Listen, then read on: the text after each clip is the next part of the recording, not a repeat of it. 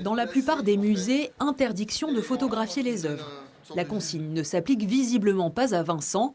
Lui est dépêché spécialement pour faire passer les pièces d'art de l'ombre à la lumière du flash.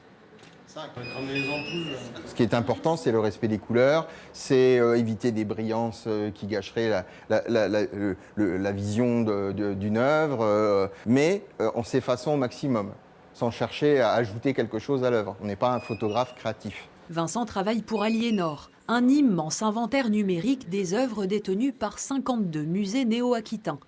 Il intervient 3 jours par an dans chaque musée, à leur demande. Les salariés découvrent sous un autre œil les pièces des collections placées sous son objectif. C'est un éclairage professionnel et du coup sans reflet. Donc c'est vrai que voilà, ça les met en valeur et on est content de les voir comme ça. Autre aspect du métier, la modélisation 3D. Ce jour-là, Vincent scanne cette cavalier cœur très fragile.